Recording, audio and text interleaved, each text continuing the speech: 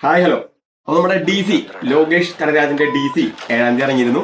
കിൻഡൽ പടം, തീപ്പൊരി പടം നിങ്ങൾ മസ്റ്റ് ആയിട്ടും തിയേറ്ററിൽ എത്രയും വേഗം പരമാവധി ഇന്നോ നാളെ എന്ന് പറഞ്ഞ മാതിരി നൈറ്റ് പോയിരുന്ന് പടം കാണുക. പടം ലോകേഷ് കനരാജിന്റെ പടം എന്നതിലുപരി അഞ്ചിത് അയാളുടെ മ്യൂസിക് പടത്തിന്റെ ടൈറ്റിൽ കാർഡ് എഴുതി തുടങ്ങിയിട്ട് തൊട്ട് പടം അവസാനിക്കുന്നവരെ. പിന്നെ നമ്മുടെ വേടന്റെ ഒരു ഇതുണ്ട്, ഒരു ബുംബാഡിക. ഞാൻ ആ മ്യൂസിക് കേട്ട് നമുക്ക് മനസ്സിലാവും.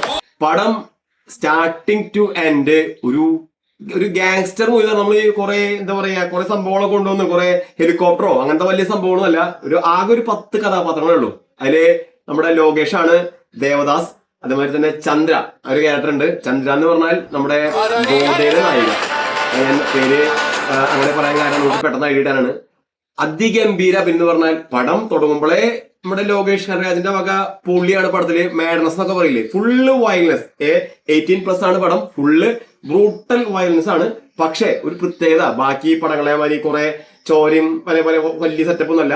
ആകെ ഒരു 10 കഥാപാത്രങ്ങൾ മാത്രമുള്ള ഒരു പടമാണ് കിൻഡൽ പടം. അതില് ഇന്റർവൽ ആവുമ്പോഴേക്കും നമ്മുടെ ഈ നായിക വരും, ചന്ദ്ര വന്നു കഴിഞ്ഞാൽ പിന്നെ പടം അങ്ങോട്ട് അതിന്റെ പീക്ക് ലെവല്ല.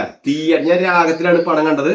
അപ്പോ രാഗത്തിൽ അത്രയും ക്രൗഡ് ഇരുന്നിട്ട് ഈ പടം കാണുമ്പോ മ്യൂസിക് വേടന്റെ ഒരു ബൂംബാടിയൊക്കെ വരുമ്പോ ഈ രാഗം മൊത്തം എനിക്ക് ഒന്ന് ഓളി ബഹള. അത്രയ്ക്കും അടിപൊളി പടമാണ്.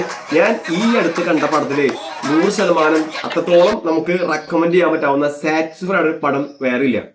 അതായത് കഥ കൊണ്ടും അതുപോലെ തന്നെ പടത്തിലെ ബാക്ക്ഗ്രൗണ്ട് മ്യൂസിക് ആ ഒരു എന്താ പറയാ ഒരു ഓറ ക്രിയേറ്റ് ചെയ്യാൻ പറയില്ലേ, ഒരു ഗാങ്സ്റ്റർ എന്നൊക്കെ പറഞ്ഞു കഴിഞ്ഞാൽ ആ ഒരു എന്താ പറയാ ആ ലെവലില് പടം. ഇതേമാതിരി ഒരു പീക്ക് പടം ഞാൻ ഈ അടുത്ത് കണ്ടിട്ടില്ല. മസ്റ്റ് ആയിട്ട് നിങ്ങൾ തിയേറ്ററിൽ പോയി കാണാം. പിന്നെ ഇത് ആരും പറഞ്ഞു കഴിഞ്ഞാൽ സാനി കലം എന്നൊരു പടം നിങ്ങൾ കണ്ടോ അറിയില്ല, കീർത്തി സുരേഷിന്റെ ആ ആളുടെ പടമാണ് ഈ പടം. അപ്പൊ ആ പടത്തിലെ വയലൻസ് കണ്ട ആൾക്കാർക്ക് അറിയാൻ പറ്റും.